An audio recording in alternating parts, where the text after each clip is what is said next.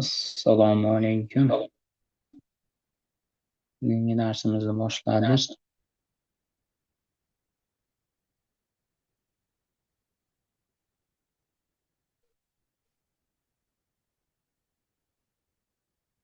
Ovoz boryapti.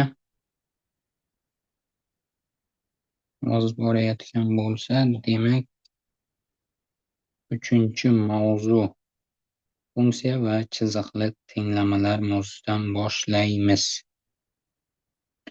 Chapter 3. Funksiya va chiziqli tenglamalar. A coordinate plate, ya'ni koordinatalar tekisligida format va horizontal tekisligimiz x o'qi deyilar ekan, vertikal chizig'imiz y o'qi deyilar ekan. Uchrash nuqtasi meet degani uchrashmoq. Uchrash nuqtasi origin, ya'ni 0,0 nuqta ekan. Xo'p, bu o'qlarimiz demak to'rtta choraklarga bo'linadi. Birinchi, ikkinchi, uchinchi, to'rtinchi choraklar. Order pair, ya'ni tartiblangan juftliklar koordinataning joylashishi, nuqtalarning joylashishi. 2-1, -2-2, -4-4 va 3-2 nuqtalarini joylashtirib chiqqan mana ular. Xuddi shunday nuqtalarning joylashishini haqida aytyapti. Qaysi chorakda joylashganligini, misol uchun 2-1 nuqtamiz birinchi chorakda, keyingisi ikkinchi, uchinchi, to'rtinchi choraklarda joylashgan. Hop, relation, ya'ni bog'lanish, juftliklar to'plamining bog'lanishi ekan. Relation can be represented by group, a table or map. Xaritadagi joylashishi yoki deyapti domain, ya'ni y ning qabul qilish qiymati, domain x ning qabul qilish qiymati, range esa y ning qabul qilish qiymati. Funksiya bo'lishi, funksiya deb nimaga aytiladi? Barcha xlar uchun, har bir xlar uchun yagona, bitta, faqatgina bitta y ning mos kelishiga funksiya deyiladi. Xo'p, bular tushunarli. Table, ya'ni jadval ko'rinishi, mapping ko'rinishi. Example, birinchi misol. Expression each relation below as a set of order pairs and determinant whether it is function. Ya'ni funksiyalarning x va y bog'lanishlarini ko'rsatib o'tmoqda ekan. Asida aytyapti -3 ga 7, -1 ga -2, 0 ga -2, 4 ga -9. Demak, ikkita x ga bitta y mos kelishi mumkin bo'lib qolsa, funksiya bo'lmas ekan. Solution, yechim.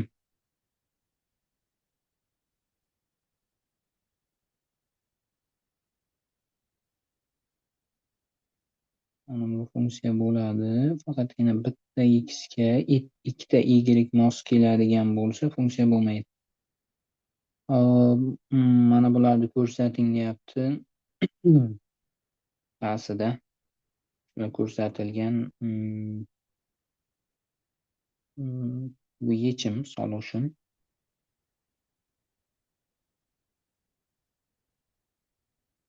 Yechim. Mana bu jadvalga mos bizga mana bu qiymatlar yozyapti. Ba'zida shunday savollar ham keladi.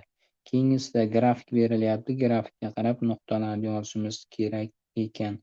-2 elementimizga domain, ya'ni ximiz -2 bo'lganda uning jufti deyapti with 3 va -1 degan javoblarni beryapti.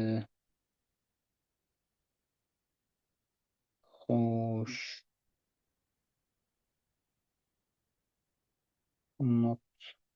Funksiya bog'lanish bo'lmaydi.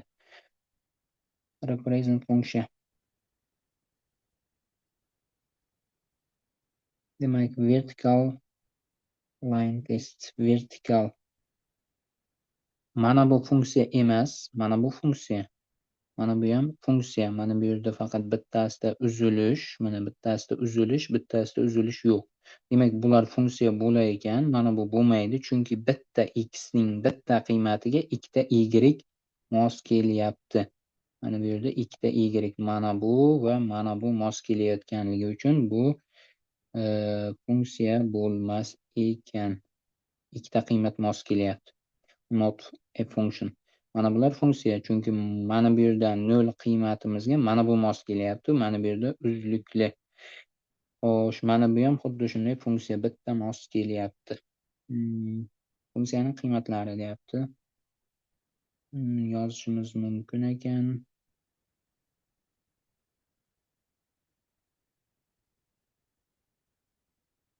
Tenglamalar zr funksiyalar yoziladi from collect funksiyaning eslatmasi sifati, ya'ni yozuvli ko'rinishi demoqchi.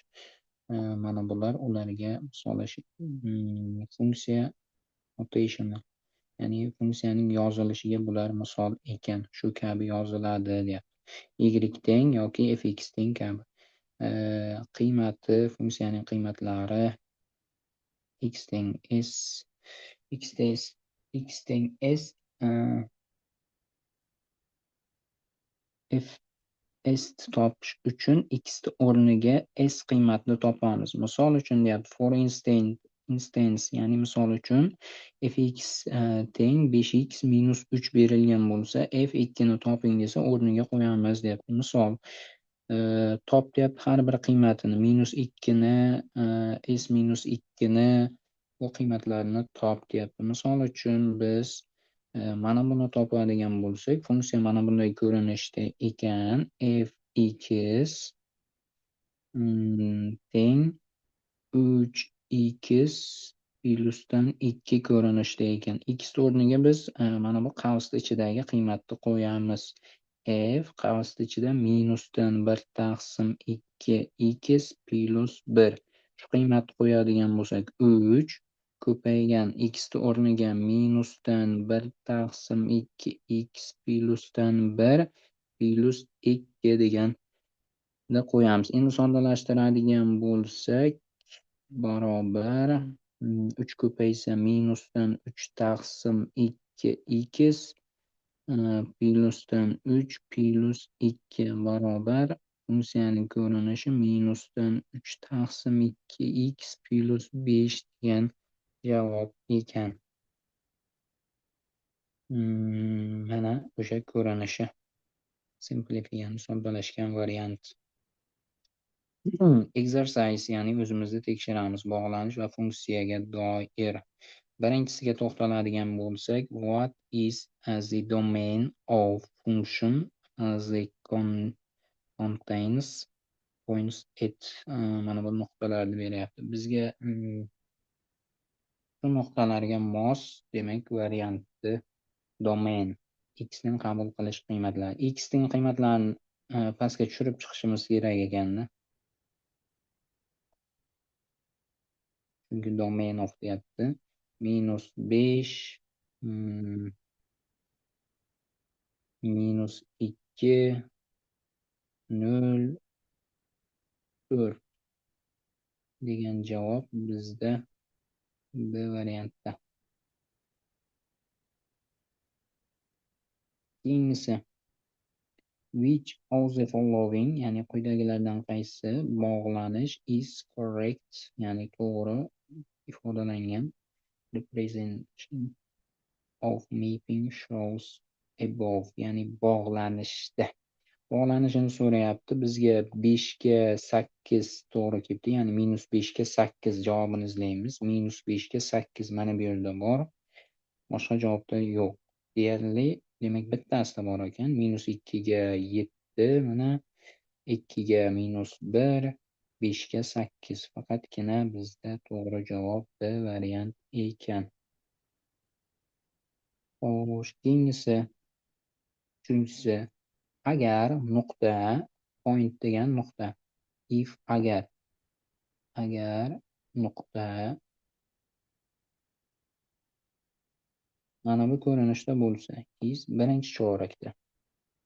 Ya'ni birinchi chorakda bo'lsa degan variantni ham beryapti va mana bu nuqtamiz uchinchi chorakda ekan. Which quadrate of point AB nuqtamiz nechinchi chorakda degan savolni beryapti.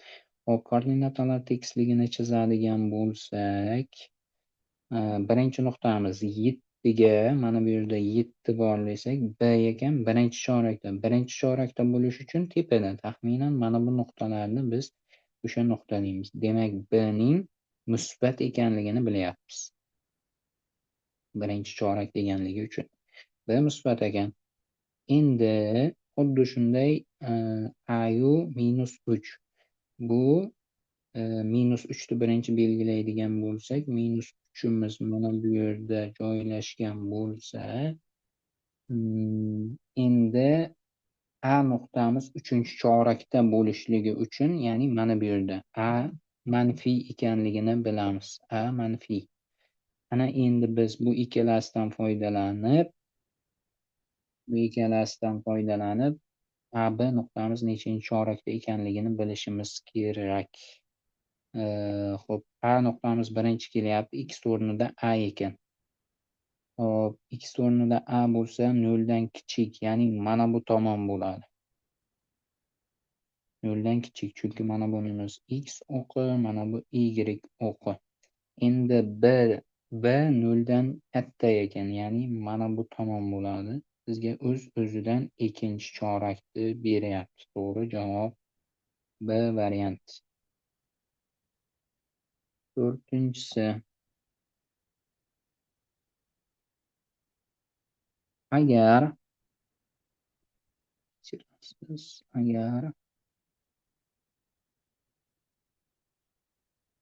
shu, ya'ni funksiya fx teng -2x plus 7 what is, mana bu nimaga teng deyapti, equal to. Demak, mana bu ko'rinishda bu bo'lsa, bizga buni so'rayapti. Fx o'rniga 1/2x plus 3 qo'yamiz. Teng -2 ko'paygan qavs ichida 1/2x plus 3 qo'shilgan 7 barobar. Xo'sh, barobar soddalashtiradigan bo'lsak, 2 ni ko'paytirsak minusdan 2x minusdan 6 qo'shilgan 7 bo'lar ekan, barobar -2x minus 6 ga 7 ni qo'shsak plus 1 -2x plus 1 degan javob. Mana bu yerda kechirasiz, -x bo'ladi. -x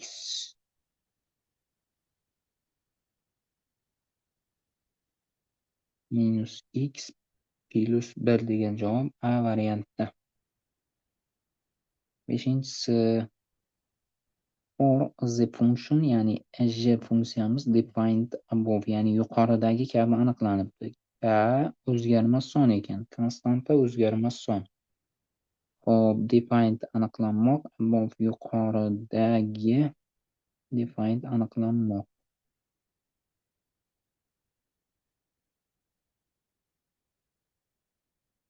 Aniqlangan.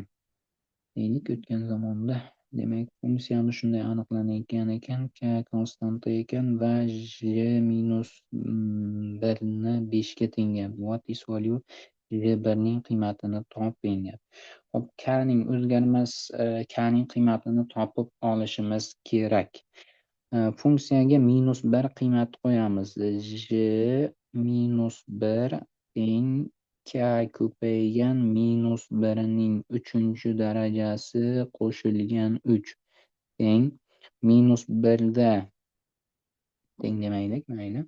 -1dagi qiymatimiz 5 ga teng edi.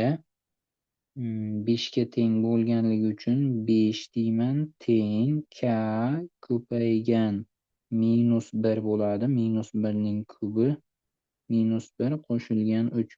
3 bu tomonga minus bo'lib o'tadigan bo'lsa 2 teng -k, k teng minus 2 bo'lar ekan. K minus 2 bo'lsa, bizga F1 ning qiymatini toping deyapti.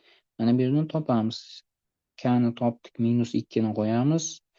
X o'rniga 1 ni qo'yamiz. Hop, minus 2 ko'paygan minus 1 ning 3 darajasi qo'shilgan 3 barobar. Minus 2 ga minus 1 ni ko'paytirsak,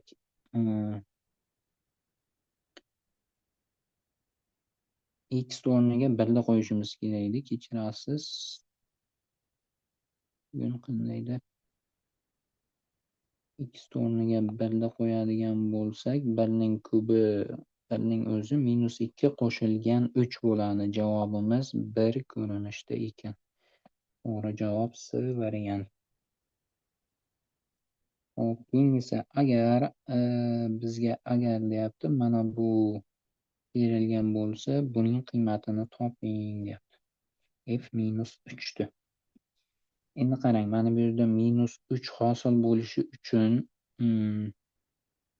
x o'rniga necha qo'yishimiz kerak? Minus 4 qo'yishimiz kerak. Demak, x o'rniga minus 4 qo'ysakgina f minus 3 hosil bo'ladi. Demak, x o'rniga minus 4 qo'yyapmiz. Minus 4 qo'shilgan minus 4 qo'shilgan 1 teng minusdan 1 taqsim 2 ko'paygan minus 4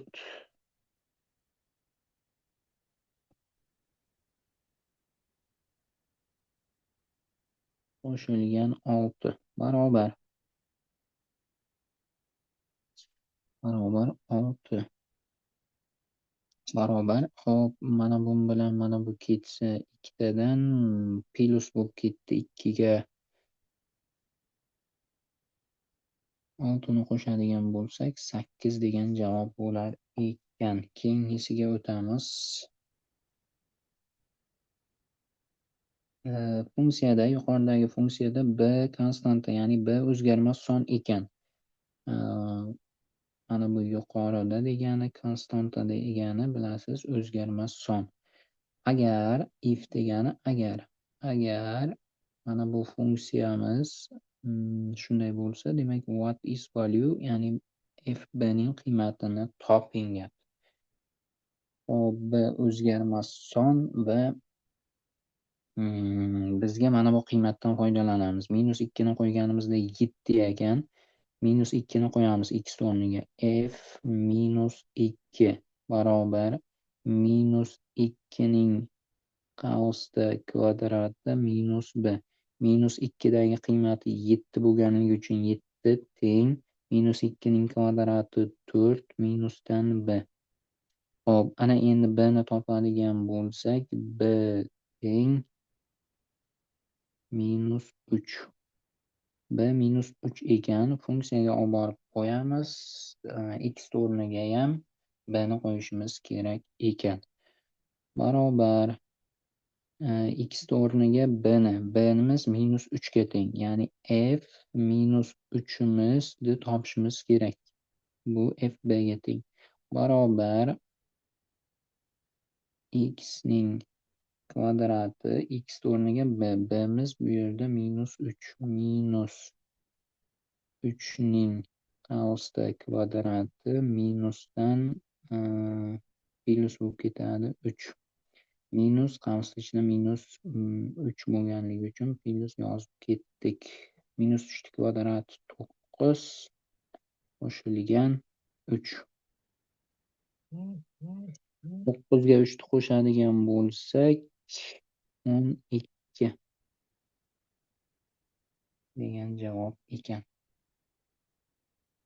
Hop, rate of change degani o'zgarish kengligi.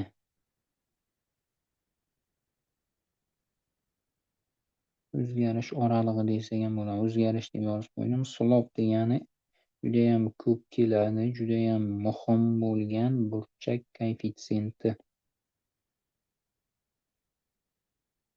Burchak koeffitsient, ya'ni tangens alfa teng deymizku. Burchak koeffitsient. Rate the average rate of change, ya'ni o'zgarish oralig'i, o'zgarish kengligi describes nisbat orqali ratio z price on average change in one quantity with respect to change in another quantity if x is a dependent variable and y dependent variable, then the average rate of change. Ya'ni y o'zgarishini x ning o'zgarishiga bo'ladigan bo'lsak, bizga o'zgarish kengligi, o'zgarish oralig'i kelib chiqar ekan. Geometrically, the rate of change is slope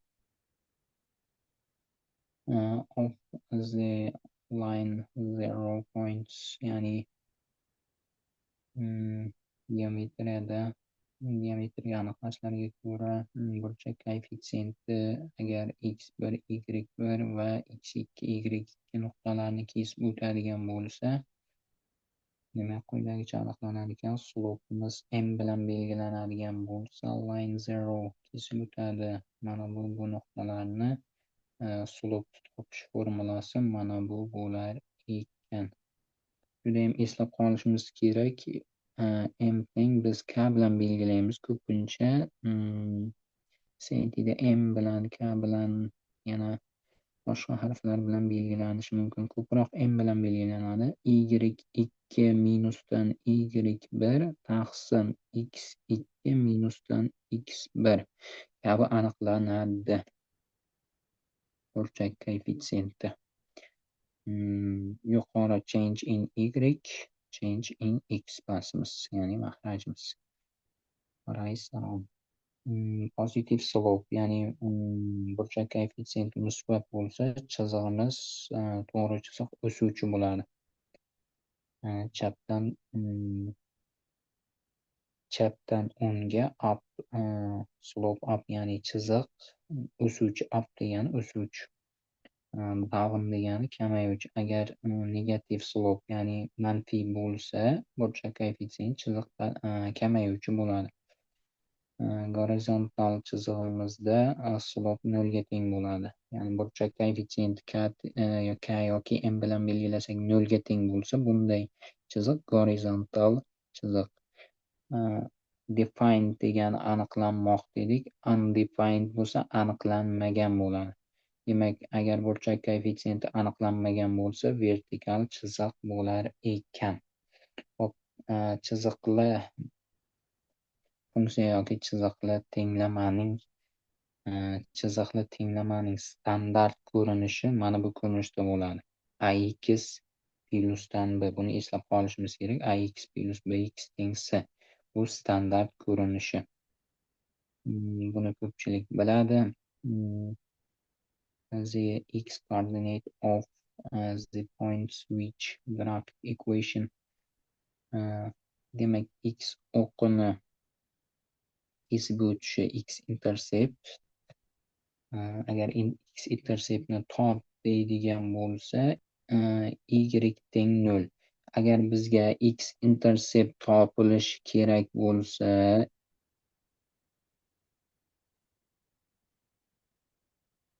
y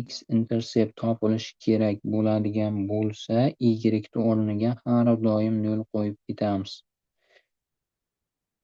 X intercept toping desa, y o'rniga 0 qo'yib ketamiz. Agar bizga y interceptni top deydigan bo'lsa, x o'rniga 0 qo'yib ketamiz. Demak, har doim shunday yechiladi. Intercept line provides quick y sketch as a line. values of x for which fx teng null are called zeros of the function. Yani ikkalasini ham kesib o'tish nuqtalari, ya'ni nullari, funksiyaning nullari deyiladi. Y kesib o'tishi demak funksiyaning nullari deyilar ekan. A function zeros intercept, ya'ni x interceptni topishimiz bu funksiyaning nullarini topishimiz demakdir. Misol, the table right shown Evin's height from h, ya'ni Evinning balandligi 12 yoshdan 18 yoshgacha ko'rsatilgan ekan grafikda. Toping deyapti, o'zgarish kengligini Evinning 12 yoshdan 18 yoshgacha o'zgarish kengligini toping deyapti. Xo'p, istalgan nuqtani tanlab olamiz. Misol uchun bizda tanlab olyapti. Mana bu va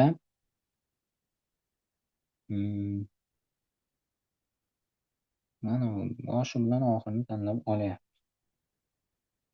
Endi biz o'zgarish kengligini topishimiz uchun aytdik. y2 minusdan y1 taqsim x2 minusdan x1. Hop, 70dan 61ni ayiramiz. Mana 18dan 12ni ayiramiz. Ayiradigan bo'lsak 9 taqsim 6 bu 1,5. Ya'ni har yiliga 1,5 inch o'sayotgan ekan. Xo'sh, ikkinchi misol find the slope of the line z passive zero. Passive zero degani kesib o'tmoq, orqali o'tmoq. Kesib o'tmoq. Mana kesib o'tayotgan 3 minus 2 va minus 5 4 nuqtalarni. Xo'sh, kesib o'tadigan bo'lsa, biz o'z-o'zidan bilamiz. y2dan, ya'ni 4dan ayiramiz minus 2ni. 4 minusdan minus 2 yozishimiz kerak, plus bo'lib ketadi. Taqsim minus 5dan ayiramiz, minus 3 bo'ladi.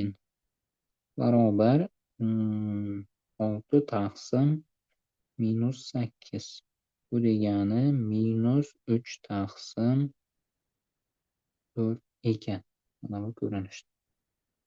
Hop, top deyapti x interceptni va y interceptni. Mana bunday bizga berilgan bo'lsa, x va y interceptlarini topishimiz kerak ekan. Biz aytdik, agarda x interceptni so'raydigan bo'lsa, y o'rniga 0 qo'yamiz dedik. 2x plyusdan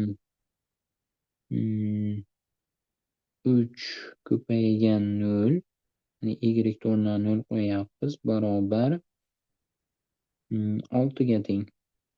Hisoblaydigan bo'lsak, 0 6 ga 2 bo'lingan bo'lib o'tsa, x teng 3 ekan. Demak, x intercept 3 ga teng ekan. Endi y intercept topishimiz uchun x o'rniga 0 qo'yamiz. 2 ko'paygan 0 qo'shilgan 3 ko'paygan y teng 6. Hisoblaydigan bo'lsak, y teng 2 bo'lar ekan. Bu y intercept, ya'ni y o'qini kesib o'tish nuqtasi degani. Hop, misollar berilyapti. Misollarga qaraymiz.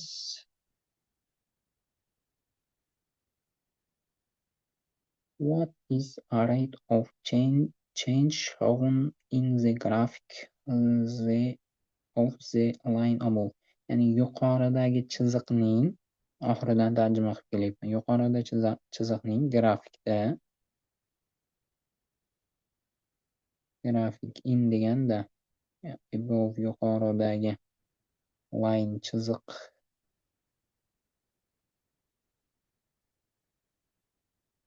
shown ko'rsatmoq.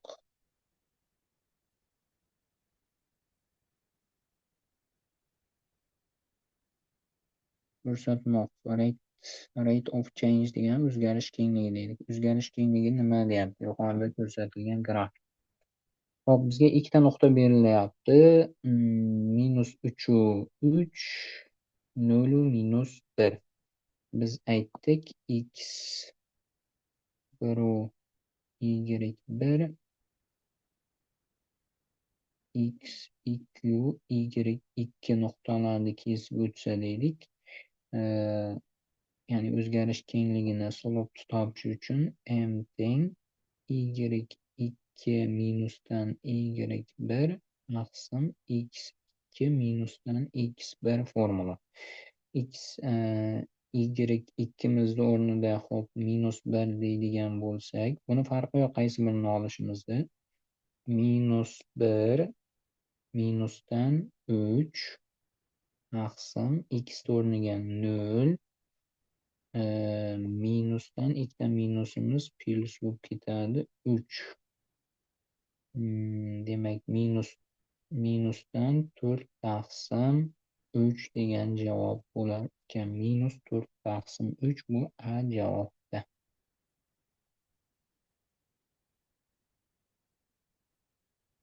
A variantda berilgan. Xo'sh, keyingisi. What is the average rate of change for the relation shown in the table above? Ya'ni yuqoridagi table degan jadval. Yuqoridagi jadvalda in degani da shown ko'rsatadi. Nimani ko'rsatadi? Relation, bog'lanishni.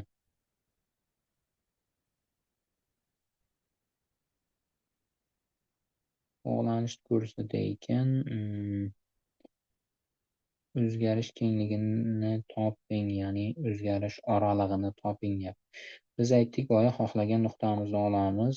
Hammasi lekin bir xil chiqsagina bu o'rinli bo'ladi, bir xil o'zgarayotgan bo'ladi.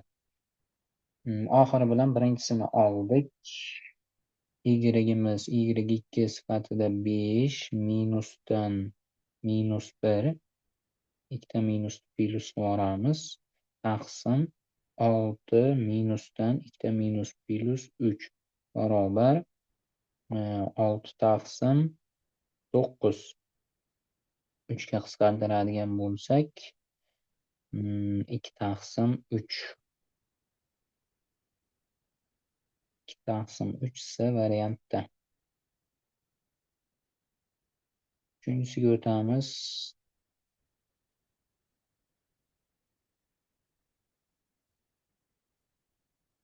Uchinchisi. Linear function, chiziqli funksiya.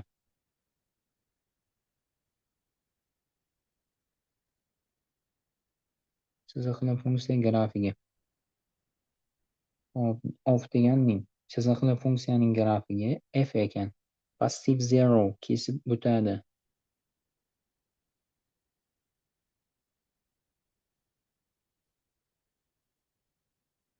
Kesib o'tadi. Nuqtani qaysini? A-1 va B-1 B. Nimada x y plane? X y plane degan x y xlikda. Ya'ni koordinatalar sistemasini aytmoqda. Agar if degani agar deydik. Agar slope, ya'ni burchak koeffitsiyenti grafikning f funksiyaning grafikining burchak koeffitsiyenti 1 ga teng bo'lsa, deyapti. Which of the following is true? Qaysi biri to'g'ri deyapti. Burchak koeffitsiyenti 1 bo'ladigan bo'lsa, demak biz topishimiz kerak ekan funksiyaning ko'rinishini. Funksiyamiz mana bunday berilgan bo'lsin. Y teng kx plyusdan b.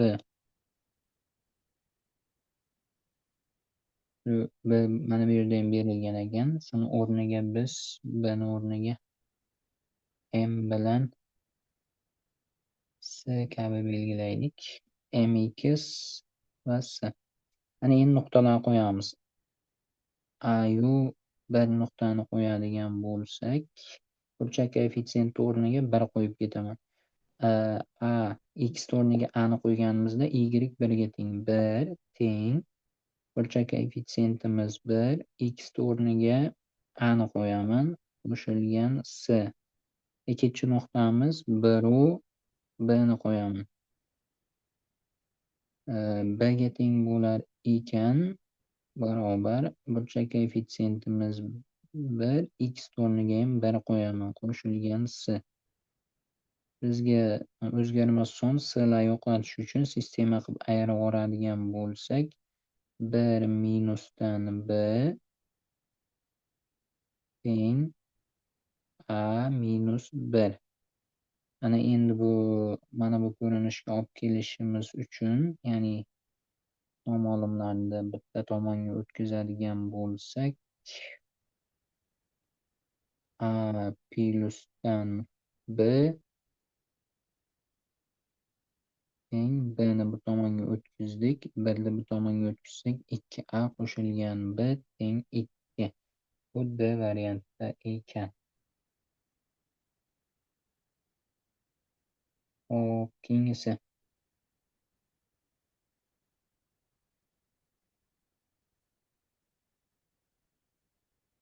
To'rtinchisi. What is slope? Ya'ni burchak koeffitsiyenti nima?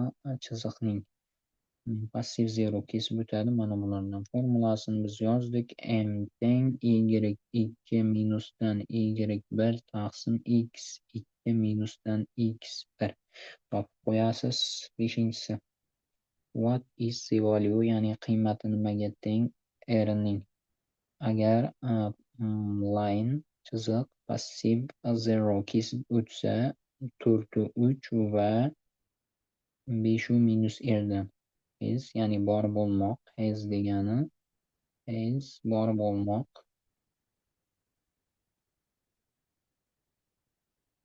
Bor bo'lmoq slope ya'ni minus 1 bo'lar ekan. O'zi chiziqli tenglamani mana bu ko'rinishi bor. Y minusdan y1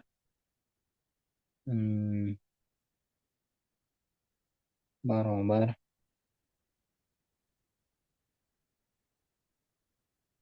m x minusdan x1 degan ko'rinishi ham bor. Biz buni ham o'tamiz yoki boyagi usulda topsak ham bo'ladi. Bu usulda ham, u usulda ham topsak bo'ladi. Xo'sh. Y teng kx plyusdan b.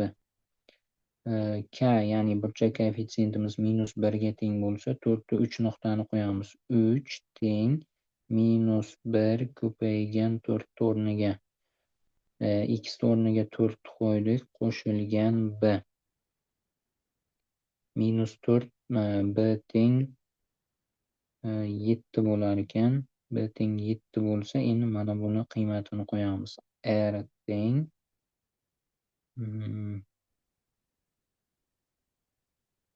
minus 5 ni qo'ysak x o'rniga burchak koeffitsiyentimiz minus 1 ga teng minus 1 ko'paygan x o'rniga qo'yamiz minus 5 ni. B ni o'rniga qo'yamiz 7 ni. Qo'shilgan 7. Minus 1 ni 5 ga ko'paytirsak 5.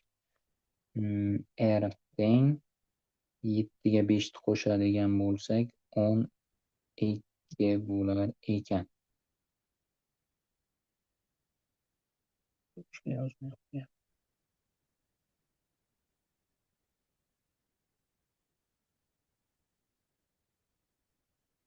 Teng 12 ekan. Oltinchisi.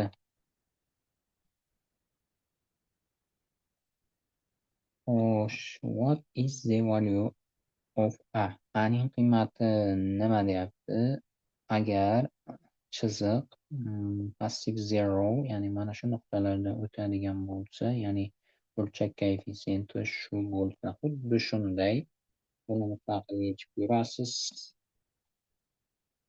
Keyingisi, yettinchisi. What is the slope of the line? Ya'ni chiziqning burchak koeffitsiyenti nima deyapti? In the equation yuqoridagi tenglama. Burchak koeffitsiyentini topish uchun har doim biz y ni topib olib, keyin x oldidagi koeffitsiyentni ko'rsatib qo'ysak yetarli bo'ladi.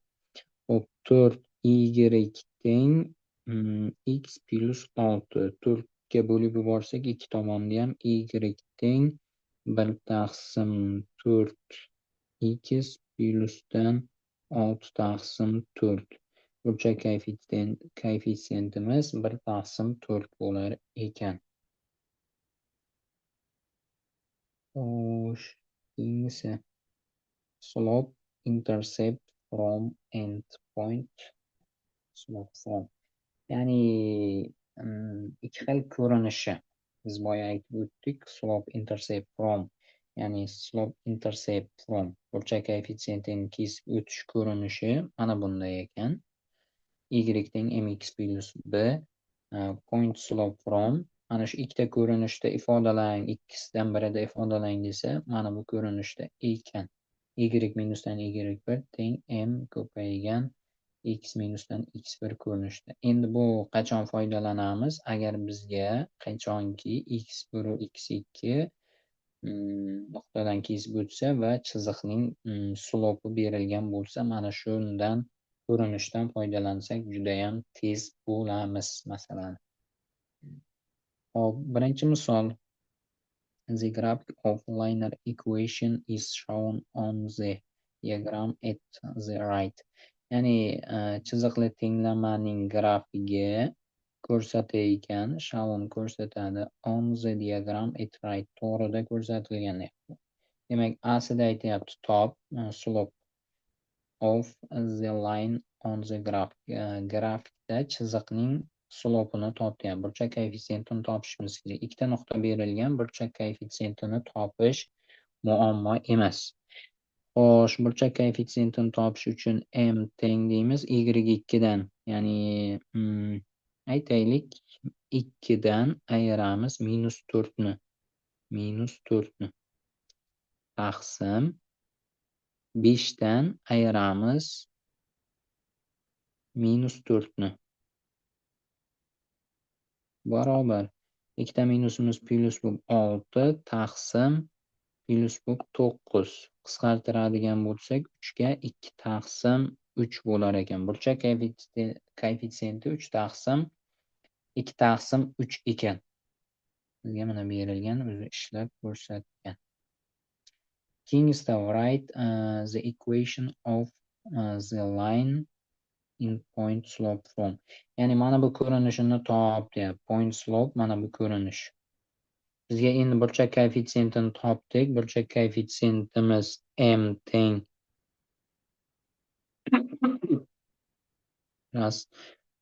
burchak koeffitsiyentimiz 2 taqsim 3 ekan. Endi bizga bitta xohlagan nuqtamizni olamiz. Kesib o'tayotgan bitta nuqtamiz. 5 u 2 ni olaylik misol uchun. Demak, y minusdan y2 y1 2 deylik. Teng burchak koeffitsiyentini yozaman. 2 taqsim 3 x minusdan 5 deb yozaman. Demak, bu ko'rinishi point slope from ko'rinishi ekan. Buni soddalashtirib qo'yishimiz ham mumkin. Shunday yozishimiz ham mumkin. Mana bunday berib ketganman.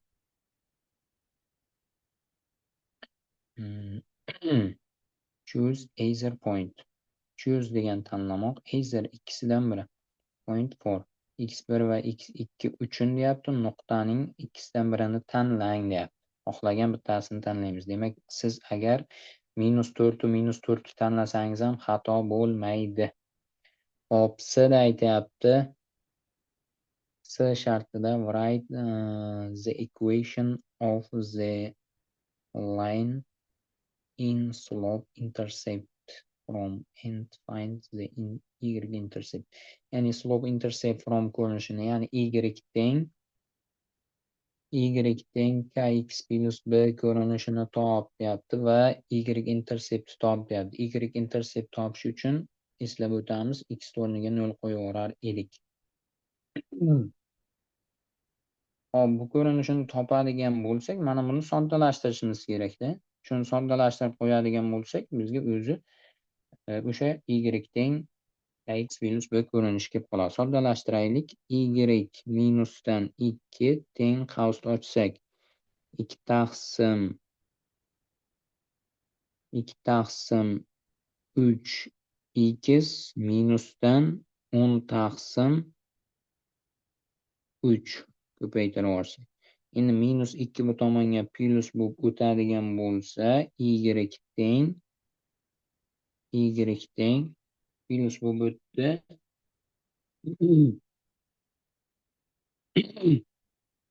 2 taqsim 3 x minusdan 10 taqsim 3 qo'shilgan 2. Muayyan 3, 6 minus 4 bo'ladimi? Y teng 2 taqsim 3 x minusdan 4 taqsim 3 bo'lar ekan. Ana endi bizga y-intersept top deganligi uchun x o'rniga 0 qo'yib yuboradigan bo'lsak, y teng minusdan 4 taqsim 3 ekan. Mana xuddi shunday ishlangan. Hop, buni ham o'qib ketaylik. Write the equation of the line in standard form. Standart ko'rinishini topyapti. Ya'ni qanday? Ax plusdan by teng c ko'rinishini.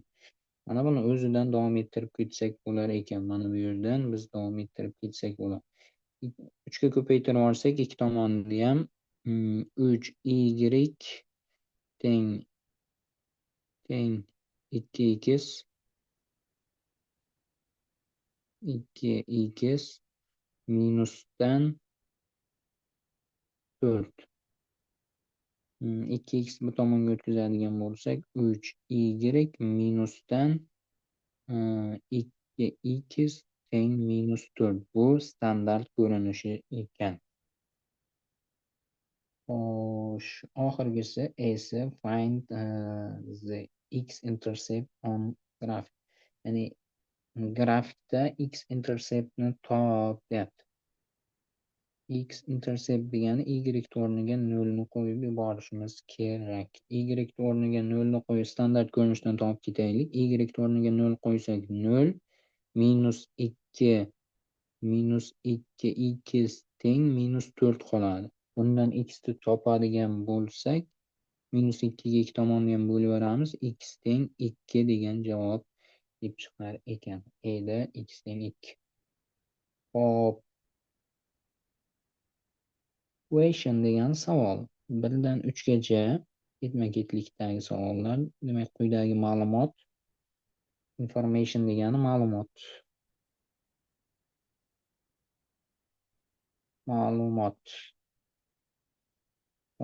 Quyidagi ma'lumotlar demak 1 va 3 savollarga tegishli ekan. 1 va 3 savollarga tegishli bo'lgan savollarni ko'rib o'tishimiz kerak ekan. Xo'sh. The graphic, ya'ni grafikda chiziqli tenglamaning ko'rsatadi. Shown in the diagram. Yuqoridagi diagramma deyapti, chiziqli tenglamaning grafikini ko'rsatar ekan. Birinchi savolda aytyapti which of the following, ya'ni quyidagilardan qaysi biri equation of the line in point slope from, ya'ni point slope from ko'rinishdagi ifodasi deyapti. Birinchi navbatda point slope from ni topish uchun burchak koeffitsiyentini topib olishimiz kerak edi. Burchak koeffitsiyenti m teng. Xo'sh, y2 sifatida olaylik. x2 y2 sifatida shuni oladigan bo'lsak, 2 minusdan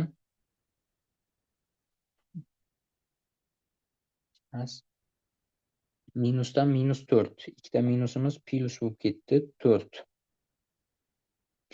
Ana endi taqsim minus 4 minusdan to'rt teng 6 taqsim -8. Ikkiga qisqartiradigan bo'lsak, 3 taqsim 4 ekan. -3 taqsim 4. Burchak koeffitsiyentini topdik. -3 taqsim 4. Ana endi xohlagan bitta nuqtamizni olamiz. Ikkita nuqta sifatida ham yozib qo'yaylik. Xo'sh, y minusdan y2 2 teng burchak koeffitsiyentimiz minusdan 3 taqsim 4 x minusdan plyusdan bo'ladi endi 4. Mana bu ko'rinishi bo'lishi mumkin. Yoki bo'lmasa bu nuqtani oladigan bo'lsak, y minusdan plyus bo'lib ketadigan. Plyusdan 4 teng burchak koeffitsiyentini yozamiz. Minusdan 3 taqsim 4 tavsif ichida x minusdan 4. Bizga shu ikkita ko'rinishdan bittasi javoblarda berilgan bo'ladi. Hop, birinchisini tekshiradigan bo'lsak, x y plus 4 teng 4 taqsim 3. Yo'q, 4 taqsim 3 emas. Birinchisi xato. Keyingisi y minus 4 degan variantimiz yo'q. Keyingisi ham xato. Keyingisi y minusdan 2 teng 3 taqsim 4 x plus 4. Aynan mana bu javob ekan. Keyingisi ham o'z navbatida xato. X plus 2 degan variantimiz yo'q. To'g'ri javob C variant ekan. Ikkinchisi, which of the following is the equation of the line in slope intercept form? Ya'ni y teng kx plus b ko'rinishini so'rayapti. Biz shuni o'zidan topib qo'yadigan bo'lsak, burchak koeffitsiyenti berilgan. Bitta nuqtamizni olaylik. Xohlagan bitta nuqtamiz 4 minus 4. 4 minus 4.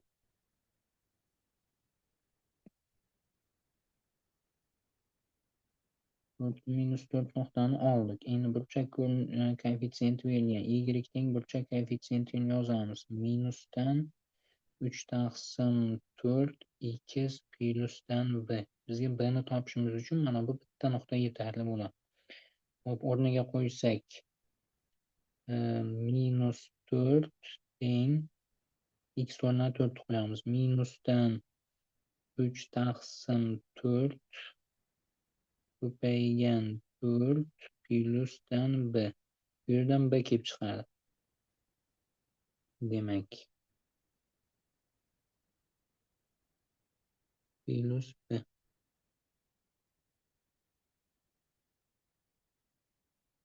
Ana endi b ni topadigan mana bu bilan mana bu qisqardi. 3 bu tomonga plyus bo'lib o'tsa, b teng minus 1 ekan.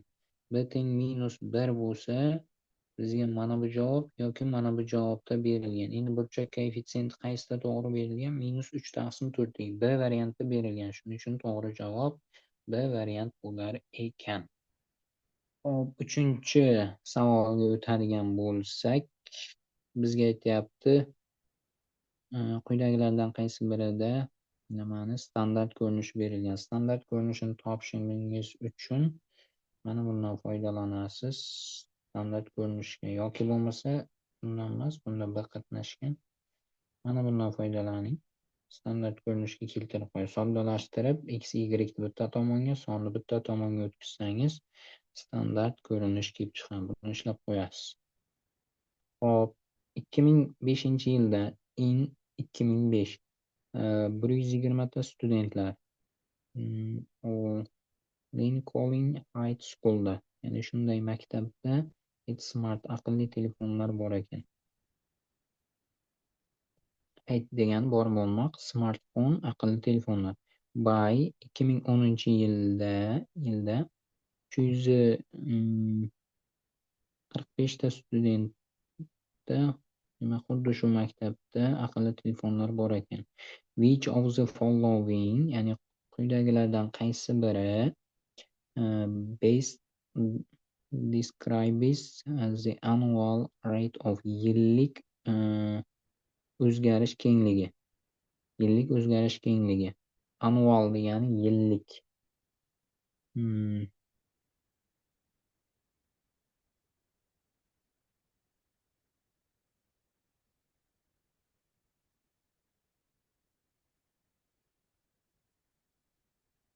Yillik annual. Davom etamiz. In the number of smartphones, ya'ni aqlli telefonlarning soni yillik o'zgarishini so'rayapti studentlarni. It from, ya'ni 2005dan 2010 yilgacha shu maktabda. Xo'sh, ana endi 2005 va 2010 ni X sifatida oladigan bo'lsak, undagi o'sha studentlardagi aqlli telefonlarni Y sifatida oladigan bo'lsak, bizga boyagi formulamiz ishga tushadi. Nima deydik? O'zgarish kengligini topishimiz uchun y2 minusdan y1 taqsim x2 minusdan x1 barobar. Hop, 300 qarang, mana bunda yozib olay. 2005-yilda 2005-yilimizda nechta ekan? 120 tada bor ekan. Mana bunday. 2010-yilda esa 345 tada bor ekan. Nuqta sifatida yozib oladigan bo'lsak, ikkita nuqta sifatida y2 dan, ya'ni 345 dan ayiramiz 120 taqsim 2010 dan ayiramiz 2005 ni barobar, bu yerda barobar qo'yamiz. Ayiradigan bo'lsak 5 225 taqsim 5 bo'ladigan bo'lsak 45 bo'lar ekan. Yillik o'zgarishi ya'ni 45 ekan. Endi javoblarga qaraymiz. Javoblarga bizga aytyapti the average increase, ya'ni o'sha o'zgarishi o'sibdi. Soni, smartfonlarning soni o'sibdi. Har yiliga 40 ta. Har yiliga 40 ta chiqdimi? Yo'q. Bizda 45 ta chiqdi. Demak, keyingisi o'sibdi 45 ga, har yiliga 45 ta. Demak, mana shu javob to'g'ri bo'lar ekan. Keyingisida esa o'sgan deyapti 50 taga har yiliga, keyingisida o'sgan 55 tada deyapti. To'g'ri javob B variantda. Keyingisi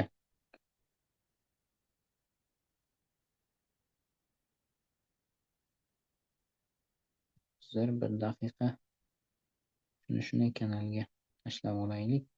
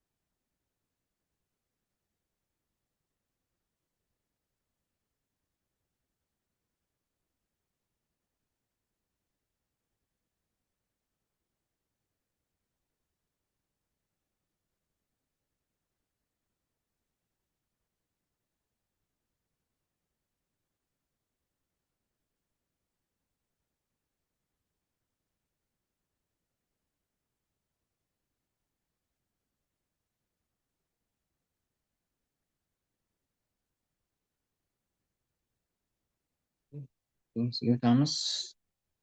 5-inchisi. Each of the following, ya'ni quyidagilardan qaysi biri quyidagilardan qaysi bir tenglama of the line passive zero, ya'ni kesib o'tadi 4-1 va slope -2. Qarang, nuqta va burchak koeffitsiyenti bo'lsa, biz qaysi formuladan foydalanar edik? Ko'rinish y2 emas, y minus deylik. Y minusdan y1 barobar m x minusdan x1. Bitta nuqtamiz berilyaptimi? Demak, mana shu ko'rinishdan foydalanamiz.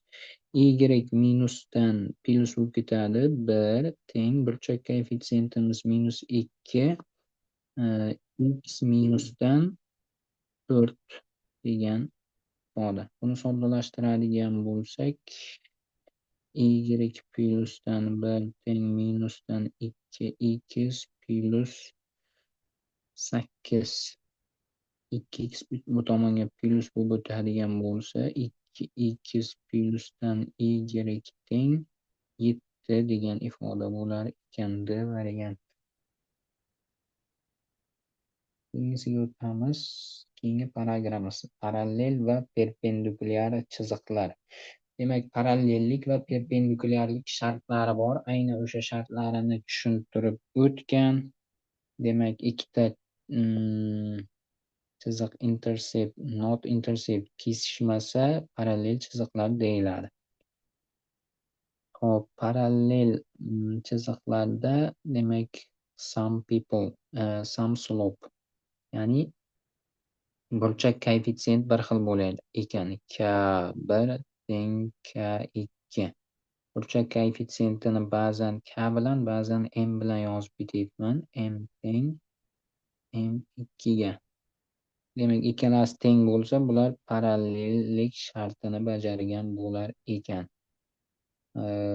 Demak, burchak koeffitsient bilan bir xil bo'ladigan bo'lsa, ular parallel bo'lar ekan. Yaxshi. Ikkita non-vertikal, ya'ni vertikal bo'lmagan chiziqlar burchak koeffitsientlari bir xil bo'ladi, ular parallel bo'ladi deyapti. Bir xil bo'lsa, ular parallel bo'ladi. Parallel va koordinata tekis. Parallel chiziqlar va koordinata tekisligi deyapti. Koordinatalar tekisligida parallel chiziqlar. Mana bu vertikal. Vertikal chiziqlar har doim barcha vertikal chiziqlar parallel bo'ladi deyapti. Barcha gorizontal chiziqlar parallel bo'ladi. Keyingisi perpendikulyar. Angle degani mana bu yerda burchak degan ma'noni bildiradi. Burchak.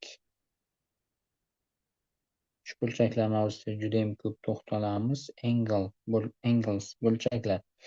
Agar intercept, line z intercept, ya'ni chizig'imiz kesib o'tsa to'g'ri burchakda kesib o'tadigan bo'lsa perpendikulyar chiziq bo'ladi deyapti. Ko'paytmasi nimaning? Slopening. Ikkita vertikal bo'lmagan chiziqlarning ko'paytmasi -1 bo'ladigan bo'lsa, demak K1 ko'paygan K2 teng -1. -1. Bu perpendikulyarlik sharti ekan. Perpendikulyar chiziq koordinatalar tekisligida deyapti. Xo'sh, burchak the slope of perpendicular lines are negative or reciprocal of each, ya'ni boshqasiga nisbatan negativ bo'ladi, ya'ni bittasi plyus bo'lsa bittasi manfiy bo'ladi deyapti. Burchak koeffitsientlari. Mana bunda hozir mana bu chiziqniki musbat, mana buniki esa manfiy. 90 gradusda kesib o'tyapti.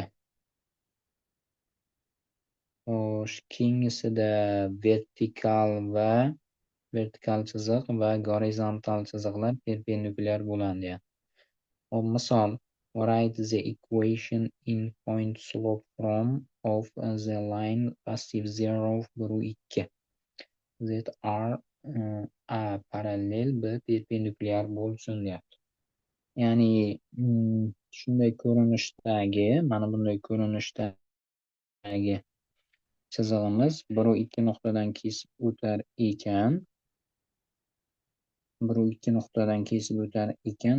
A'mizda parallel, B'mizda perpendikulyar bo'lish shartini so'rayapti.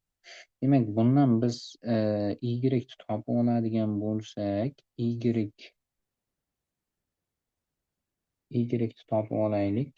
Mana bu ko'rinishga o'tkazish uchun, point slope from ko'rinishga o'tkazish uchun y teng 3x plyusdan 2 bo'ladimi?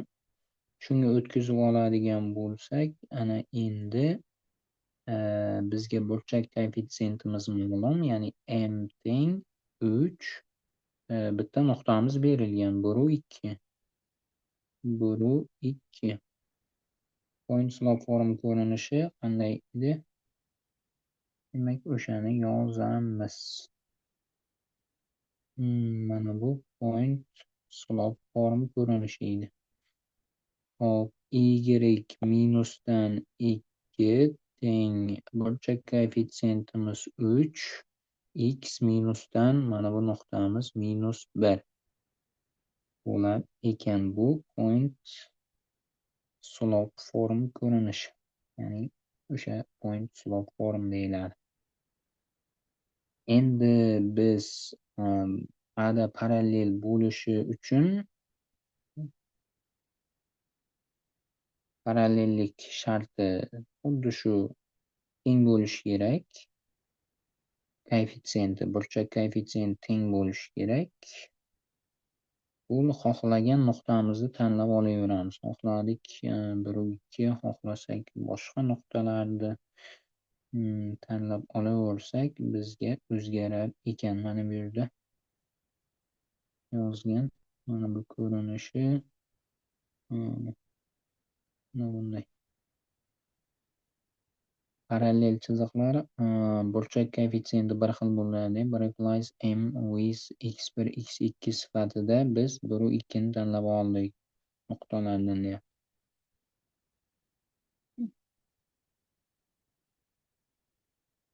B.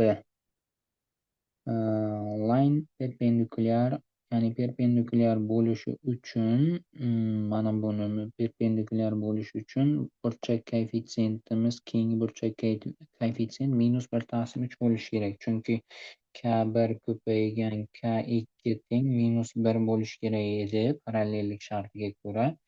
Hop, birinchisini o'rniga 3 qo'yadigan bo'lsak, k2 ni topadigan bo'lsak minus 1 3 bu tomonga bo'linma bu k2 teng minus 1/3 bo'ladi. Shuni aytyapti, which is negative. Ya'ni 3 qarama qarshisi. Xo'sh, 1/3 bo'ladi. x1 va x1 va y1 sifatida 1 va 2 nuqtaga 1 va 2 nuqta bilan olishimiz mumkin degan javoblarni beryapti. 1 va 2 nuqtamiz 1 va 2. 1 va 2 ko'rinishda x1 va y1 nuqtamiz m1 minus 1/3 bo'lsa, demak bular perpendikulyar bo'lar ekan. Exercise, ya'ni mashq bajarishga o'tadigan bo'lsak,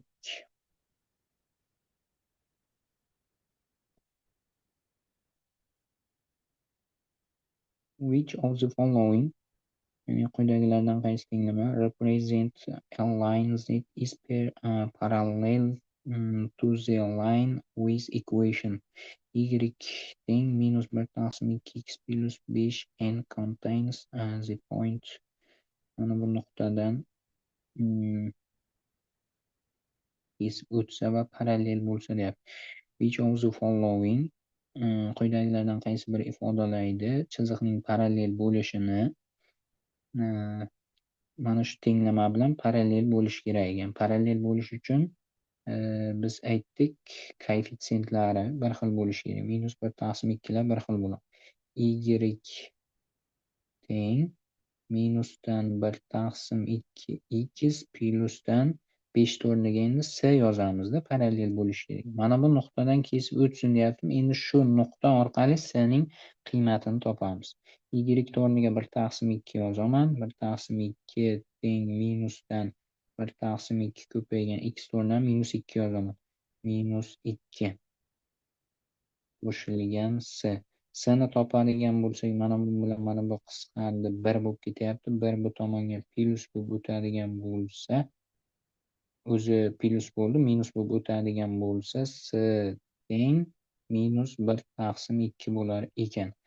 Ana endi o'rniga qo'yamiz, soddalashtirib standart ko'rinishda yozib qo'ysak, javobimiz kelib chiqar ekan. Y teng minusdan 1/2 minusdan 1/2 x plyusdan minusdan chiqasiz. Minusdan sini qiymati minus chiqdi. Minusdan 1/2 2 ga ko'paytirib yuboradigan bo'lsak 2y teng minusdan minusdan x minusdan 1. X bu tomonga plyus bo'lib o'tadigan bo'lsa, x plyusdan 2 y teng minus 1. Bu ko'rinish bizga B variantda ekan. B variantda. Xo'sh, ikkinchisi. Which of the following represent a line z passive 0? Shu nuqtadan kesib o'tadi va parallel x o'qiga deyapti. X o'qiga parallel bo'lsa, biz nima dedik? Burchak koeffitsiyenti 0 ga teng dedik. Burchak koeffitsiyenti 0 ga teng bo'ladigan bo'lsa, y teng necha bo'ladi?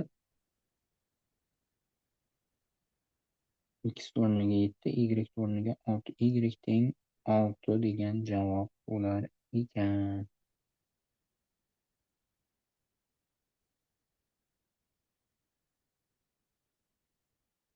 Anlaşmadıkmi? Burchak koeffitsiyenti ko'rinishda yozaylik. Y minusdan y1 teng m ko'paygan x minusdan x1 ko'rinishida. Y1 o'rniga 6 ni y minusdan 6 teng m o'rniga 0 ko'paytirsak 0 bo'lib ketadi. Y teng 6 degan javob bo'lar ekan. Adashmabmiz. Uchinchisi.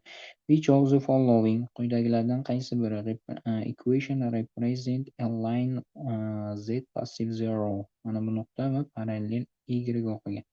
Y o'qiga parallel bo'ladigan bo'lsa qanday bo'ladi? Qarang, mana bu koordinatasini ham topib olsak bo'ladi. Koordinatalar sxemasini chizdik. Minus 5 bir nuqta. Minus 5imiz mana bu yerda, bir nuqtamiz mana bu nuqtani aytaylik. O'sha nuqta ekan. Minus 5 bir nuqta. O'sha deyapti, y o'qiga parallel bo'lish uchun mana bunday ketish kerak o'z-o'zidan. Demak, bu chizig'imiz nimani ifodalaydi? X teng minus 5 ni ifodalaydi. To'g'ri javob C variant. Xo'sh, to'rtinchisi. A line passive 0 the points, ya'ni nuqtalarda o'tayotgan va parallel ekan equation, ya'ni mana bunga parallel ekan. What is value? B ning qiymatini toping. Parallellik sharti burchak koeffitsiyentlar teng bo'lar edi. B ning qiymatini toping. Bundagi burchak koeffitsiyenti nimaga teng? Y topadigan bo'lsak 4x minusdan 13 teng 2y deylik. 2 ga bo'lib yuborsak tenglamani 2 tomonni ham. Hop, 2x minusdan 6,5 teng y. Burchak koeffitsiyentimiz 2 ga teng. Endi ikkinchi tenglamani yozadigan bo'lsak, y teng 2x plyusdan c ko'rinishida. Biz c'ni topishimiz uchun mana bu nuqtadan foydalanamiz. Chunki shu nuqtalardan kesib o'tar ekan. Passiv 0 kesib o'tmoq.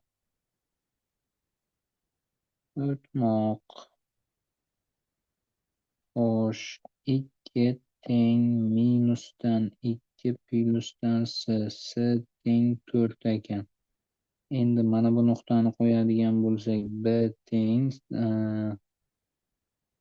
2 ko'paygan burchak koeffitsiyenti 2 edi. X o'rniga qo'yamiz 5 ni, c o'rniga qo'yamiz 4 ni. Plyusdan 4.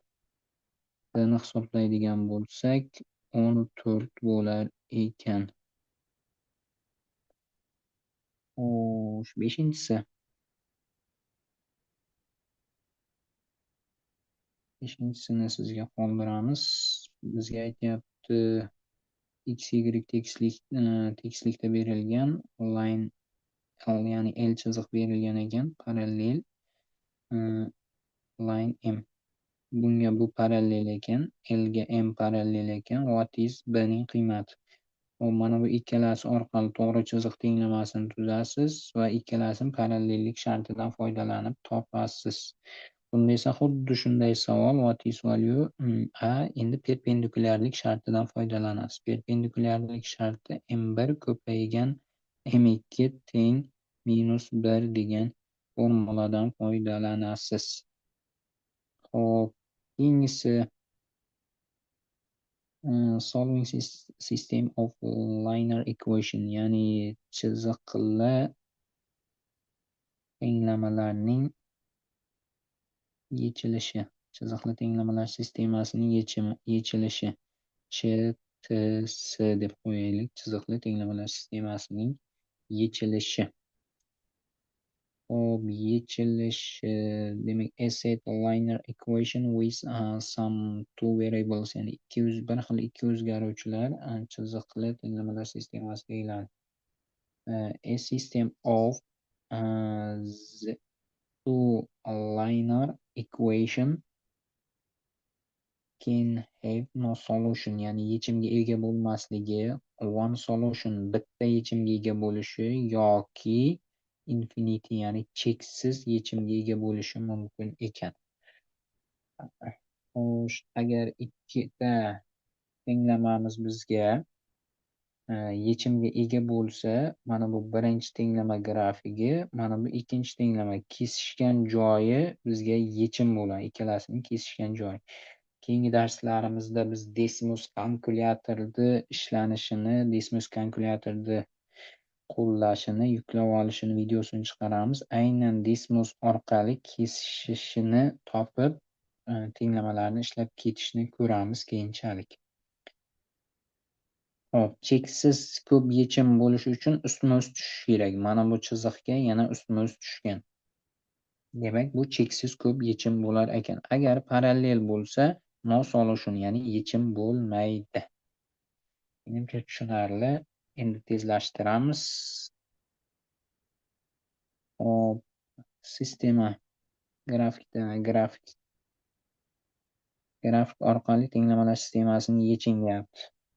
Y teng 2x va mana buning grafikini chizadigan bo'lsak, mana bunday bo'lar ekan. Kesishgan nuqtasi bizga yechim bo'ladi. Buni ham xuddi shunday yechib o'tishimiz mumkin. Keling, shuni birgalikda Desmosga qo'yib ko'ramiz. Mana shu misolni. Desmos kalkulyatoriga yozib ko'ramiz. -9x plyusdan 6 Desmos kalkulyator. Tenglarimizni hisobladik.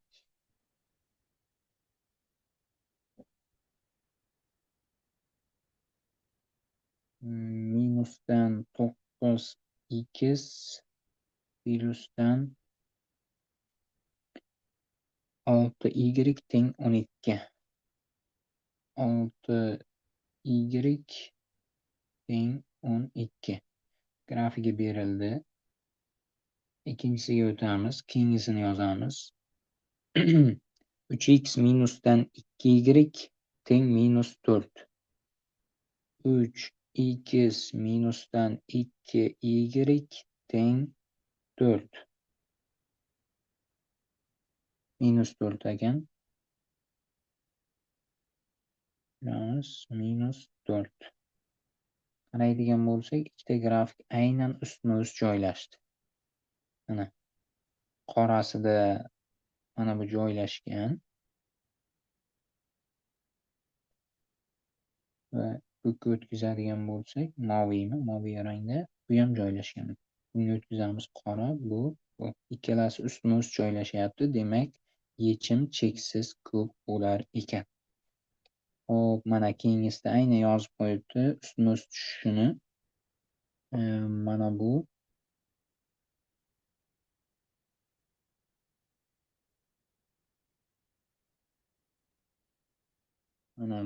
va mana bu ikkalasi ustma-ust joylashgan deyapti. Natijada bular infinity yoki many solution, ya'ni cheksiz ko'p yechim bo'lar ekan. Solving linear system by substitution. Chiziqli tenglamalarni o'rniga qo'yish usuli orqali y teng x minus 5 bo'lsa, mana bu yerda o'rniga, mana bu o'rniga buni qo'yib yuborsak, biz o'rniga qo'yish usuli orqali yechgan bo'lamiz. 2x plyusdan y o'rniga yozamiz. Qavs ichida x minus 1 teng 5. Bu o'rniga qo'yish usuli. 3x teng 6, x teng 2 degan javob bo'lar ekan. X teng 2 bo'lsa, endi y'imiz teng o'rniga qo'yadigan bo'lsak, mana bu yerga borib qo'yamiz.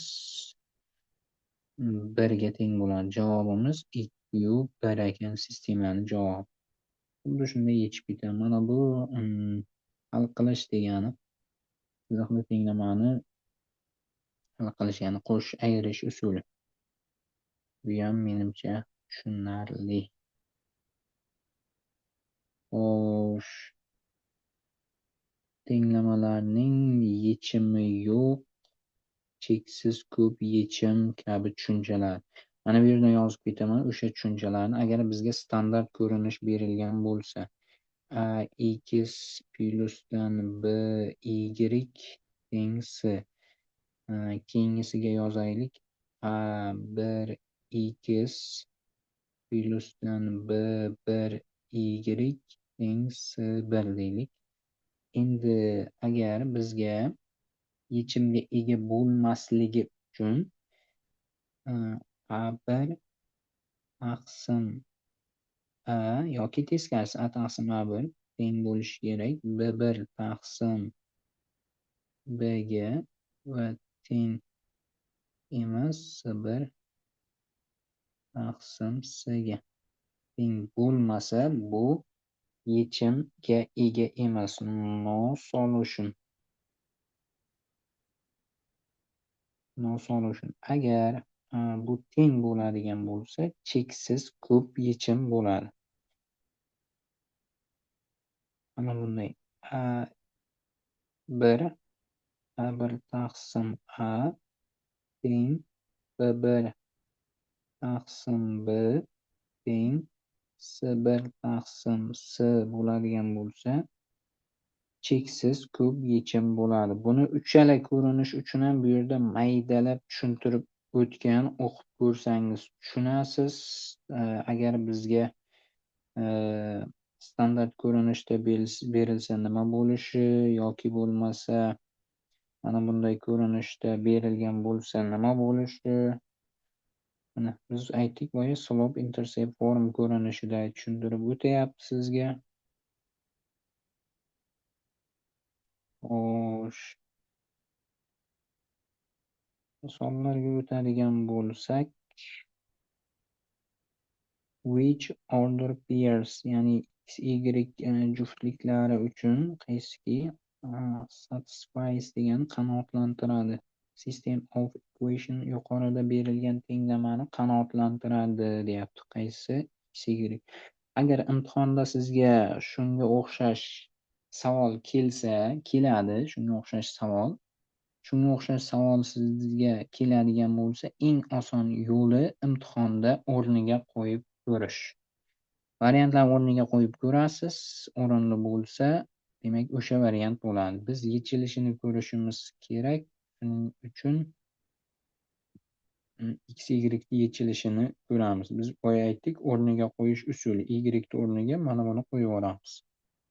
Qo'yadigan bo'lsak, x minusdan qavs ichida 2x plus 4 teng minus 1 bo'lar ekan. Mana endi bu yerdan minus x minus 4 teng minus 1 bo'ladi. 4 bu tomonga plus bo'lib o'tadigan bo'lsa 3 bo'ladi. X teng minus 3 degan javob ekan. Endi y topadigan bo'lsak, minus 3 minus y teng minus 1. Ikkinchi tenglamaga qo'yib yubordim. Bu tomonga plus bo'lib o'tadigan bo'lsa 2 y topsak, y teng minus 2 ekan. Minus 3 u minus 2 degan javob bizda B variantda. Xuddi shunday yechasiz. Ikkinchisiniyam, uchinchisiniyam. Uchinchisini qaraydigan bo'lsak, sistemada deyapti. Yuqoridagi tenglamaning sistemasida k o'zgarmas son ekan. K konstanta. K konstanta. Endi va deyapti x, y o'zgaruvchi. Mana bu yergacha sizga shu tenglamani nimaligini tushuntirib o'tyapti. Endi for what values in savol boshlandi. Kning qiymati nima deyapti? Will sistemada tenglama nosolution bo'lsa, yechimga ega bo'lmasa. Qarang, standart ko'rinishda turibdi. Yechimga ega bo'lmasa dedik, boya aytdik. Xo'sh, mana bu shartda aytdik. A 1 taqsim A teng B 1 taqsim B teng emas dedik. S1 taqsim S bo'lsa, nima bo'lar ekan? Yechimga ega bo'lmas ekan. No solution bo'ladi. Endi o'rniga qo'yamiz. A1 demak 2 taqsim 5 teng ekan minus k taqsim minus 2 teng emas ekan 14 taqsim 5. 2 taqsim 5imiz 14 taqsim 5 ga o'z-o'zidan teng emas. Mana bular aniq teng emas. Bu bajarilyapti. Ya'ni mana bu teng emaslik sharti bajarilyapti. Endi biz mana buni tengligini bajarsak yetarli. Mana shu ifodani bajarsak yetarli. Hop, bu yerdan minuslarimiz qisqarib ketdi. Mana bu minuslar plus bo'lib ketdi. 2 bu tomonga ko'payadigan bo'lsa, k teng 4 taqsim 5 bo'lar ekan. Demak, k ning shunday qiymatida yechimga ega bo'lmas ekan. Xo'sh, keyingisi bizga aytyapti, qaysilari infinity solution, ya'ni cheksiz ko'p yechimga ega. Ishlab ko'ramiz hammasini. Xo'p, keyingisi. Keyinchalik bularni oson kalit so'zlar orqali ishlab ketishni ko'ramiz testlarda. Hozir biz mavzu o'tayotganligimiz uchun ularni mohiyatini tushunishimiz kerak. Sistemada yuqoridagi tenglamaning sistemasida A va B konstanta, ya'ni o'zgarmas sonlar, x, y'lar o'zgaruvchilar. Agar sistemaning tenglama yuqoridagi tenglamalarning sistemasining no solution bo'lsa, what is value A, B ning qiymatini toping. Yana xuddi shunday A taqsim 1 teng bo'lishi kerak minus 1 taqsim, oldidagi koeffitsiyentini yozyapman, minus B ga teng bo'lmasin 0 taqsim 1 ga. O'zi mana bu teng emas.